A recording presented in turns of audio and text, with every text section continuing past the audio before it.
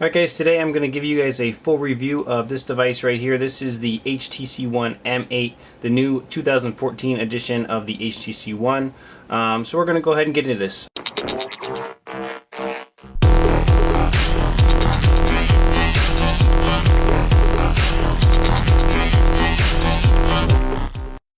First things first, let's go ahead and power this thing on. So power button is on top. I did an unboxing of this and talk about the styling on it and everything, but let me go ahead and power this thing up so you guys can see the boot animation here. If you want to see more on this, the unboxing and everything, go check that video out for sure. It is pretty sweet. So here you go. We're booting up here. Shouldn't take too long. It's pretty quick to boot up. There's a Verizon. While this is booting, let me just talk about what is on this device. So this just comes with KitKat Android 4.4.2 out of the box. It does have the Sense UI. Here you go. You can see here. We'll actually go through this. Sense UI 6.0 does have a Qualcomm Snapdragon 801 processor, which is a quad-core 2.3 gigahertz processor, which is pretty sweet. It does also have a nano SIM, and this one has the mic slot on the side, which is super awesome. Both of those are removed with a SIM tool, a little SIM tool, which comes with the device. So, alright. So now you've got some specs on it. It does have a 5-inch display, 1080p, very nice right there. It does have those front-facing speakers and all that good stuff. Is obviously 4G LTE, and this one right here is on Verizon. So now that we've got the specs, let me just go ahead and go back and let's show you guys the lock screen really quick. So here's your lock screen. You can see that you do have some weather stuff on it, time and date, some shortcuts right here. You can actually direct launch them just by going like that, and it'll directly launch whatever application you're in. Setting storage location, so say yes for that. And this actually is the camera. Let me back out of it really quick, just showing you how this thing launches. We'll go through that camera here hopefully soon. So here you go, you're unlocked, but you can launch any of the shortcuts that way, which is pretty nice. The other thing you can actually do from the lock screen is you can go ahead and swipe here and then just swipe over, and it automatically launches your feed, and you can swipe through this thing if you get enough stuff set up in it. Blink feed right there. And here's any of your accounts that are set to blink feed. If you have Twitter, Google Plus, and you're logged into any of those things, they will sync to here, and you'll get all your social media on here in one shot. Facebook, everything. So blink feed's pretty cool for that. I kind of like that it integrates everything. If you don't want to keep going into all the applications to get to it, you can just use it this way and search through all your social media in one shot. So pretty nice. Blink feed's a nice feature. I kind of like that that's on there. I'm kind of new to HTC, so it's kind of new for me. Otherwise, you basically have some folders here. This is all the Verizon junk that I probably want to get rid of.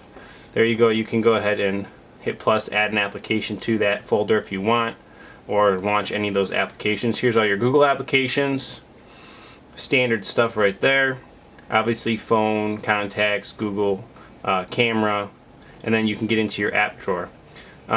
So in app drawer, again, you actually have folders in your app drawer, which is kind of nice if you want to just organize your applications down. It's pretty cool.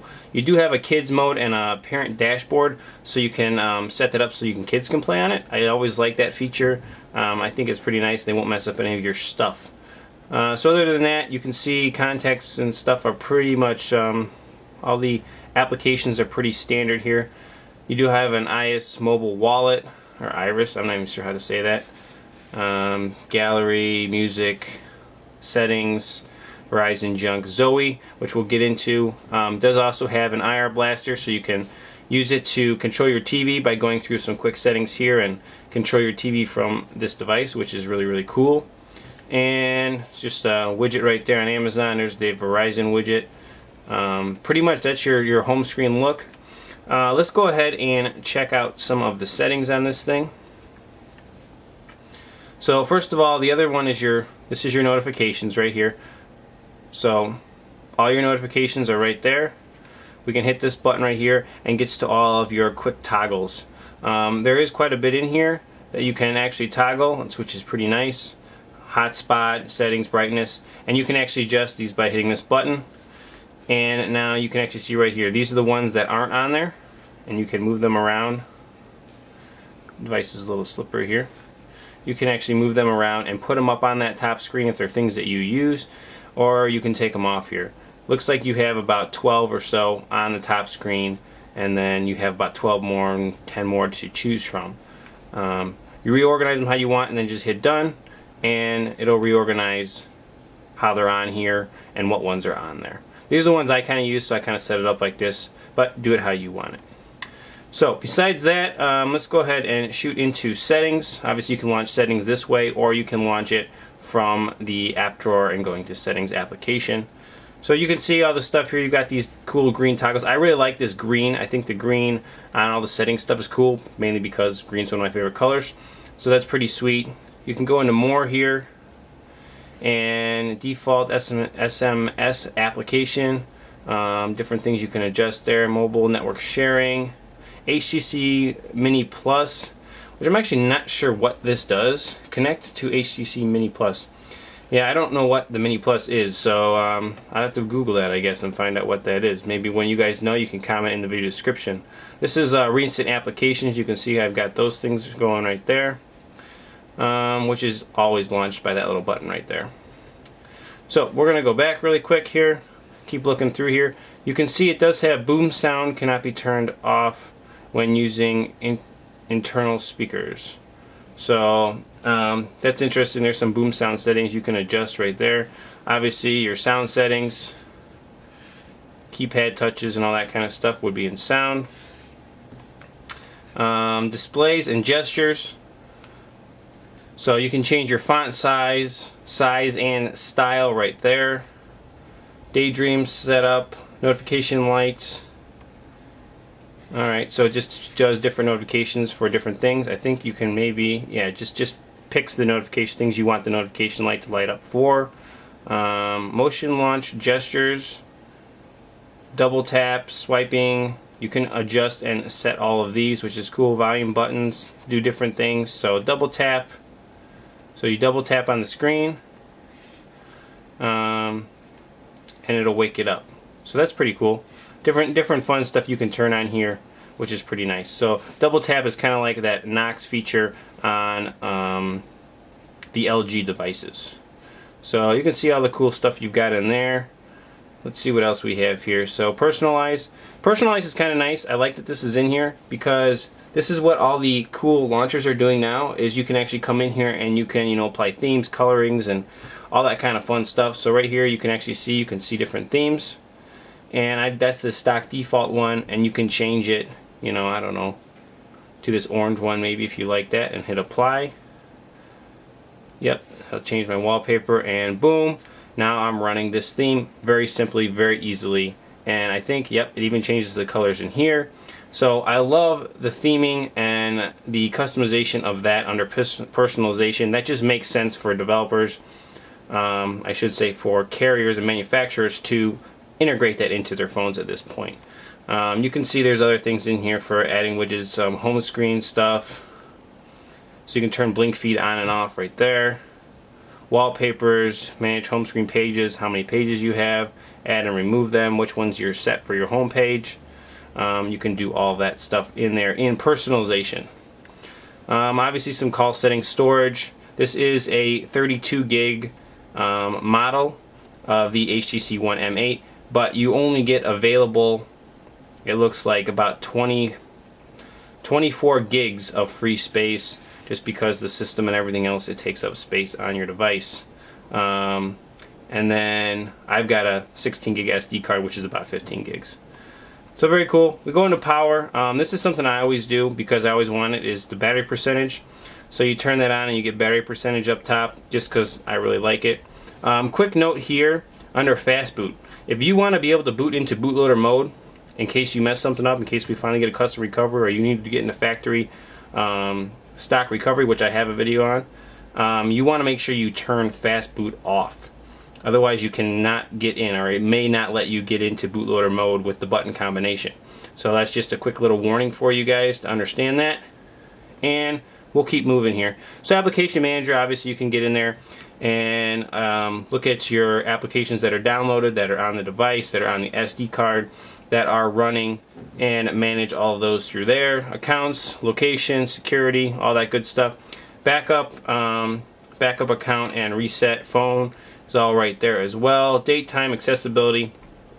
Printing, you got cloud printing because this is KitKat. It does have that feature built in. Software update to check for software updates, and about the phone here. So we're going to go ahead and check out software version. Like I said, here's KitKat, and if I don't know if it's going to let me do it. It doesn't happen here. So I was going to show you an Easter egg, but obviously they have it blocked right now. HTC Sense 6.1 or 6.0, I should say. You can see all of that and more. And then what we're going to do is we're going to click on this build number, and I'm enabling developer options right there by doing that. Just haven't done that yet, and I'll show you where developer options get enabled. Right here, right above software updates, you now get this feature, and you can turn on developer options and USB debugging. Anytime you do any kind of hacking on these devices, you always have to get this turned on, so I just showed you how to do it really quickly. That's pretty much the software interface on this thing. Let's go ahead, actually I'll show you guys the widgets too, just for the sake of it. I think you got to get into widgets a different way. Let's see if we can do that. So right here you just hold down on the screen and add apps and widgets. So here are all the widgets. Ooh, that's kind of cool. Did you see that? You just like flick one up there. I think that's what I did. And just stick it where you want. Scroll through all of your widgets. Pretty standard ones. It does have Google Plus locations, which is kind of cool. That's kind of newer. People widget looks actually really, really nice for people in your contacts. Data dashboard looks kind of cool. Wi-Fi hotspot toggles. Power toggles, all kinds of different stuff in here. All your clocks and different things like that. So it's actually some pretty cool widgets in there. And there you go. You can see a couple widgets I added to it. Here's Audible. I don't want that on there. But pretty slick overall. So last thing I want to show you guys really quick is, besides just the applications, I want to show you guys the camera. Let's see if I can get this where you can see it. Alright, so here's your camera, guys. Basically, I try to do my best here to show you guys the controls on it. But pretty simple. It's actually a nice interface. I really like it. You got the big button right there for touching and for taking pictures, but you got to pick your mode. So this is how you access your mode, which is just really nice. You have standard camera right there. You have video mode. You have selfie mode, dual capture, panorama, and Zoe camera. So there's a bunch of different things you can do here. Let's just go ahead and show you dual mode, which is really pretty slick. So basically you can take a picture with the back camera, and then the front facing camera you can see actually looking up at me and my camera.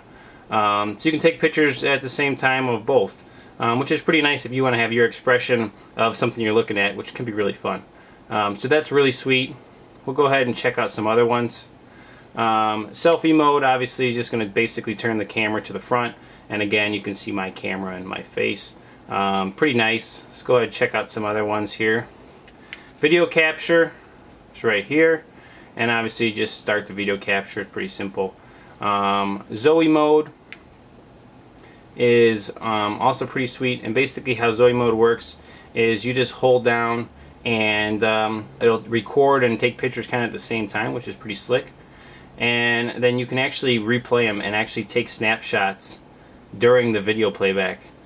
So if you find something in the middle of the video you like, you can actually take pictures of it at that point, which is pretty cool. Some nice features on it for there as well. Lastly, you have panorama, which is really awesome. You basically just bring this thing up to where that little white dot is, and it takes pictures and keeps giving you dots to take them, and then gives you a panorama shot. So I'm going to show you guys actually a panorama shot in here that I was playing with. Just some goofy stuff. So here's my ugly computer room right here with all this junk in it. But what's cool is, see, you can like look around it. You can see on the top it's like black. That's just as high as I took with the panoramic shot. And there's my feet sitting up my computer desk. What a mess this house is. But I think you guys get the point, and you can look around the picture, which is cool. So it's like you're sitting there, which is pretty slick, really. There's my camera and so on. So there's definitely some really cool things you can do with this. Panorama is just really fun. It really gives you that experience like you're sitting there looking at everything. So there you go. That's pretty much the camera on this device. It is very, very slick, very, very cool camera. I'm probably going to actually do a bunch of videos specifically on the camera, just because it's got that dual camera on the back and allows you to do some really cool things in settings and after you even take the picture. So I'll probably do a video specifically on that when I grab some time. But that's going to pretty much be it. That's pretty much everything I'm seeing on this device. Please comment if you see something I missed. I love to hear about anything, new tricks I'm missing on this thing. But that's pretty much all of it. Hope you guys like this video on the HTC One M8. Stay tuned for more on this device. I have a bunch of videos already made, just need to get them edited. If you're watching this, go ahead, check out my giveaway video. Should be going on right now. Giving away an Ouya, I think is how you say it, Android video game system, which is really cool. And hope you give me a thumbs up for this, and we'll catch you guys in the next one. Root Junkie out.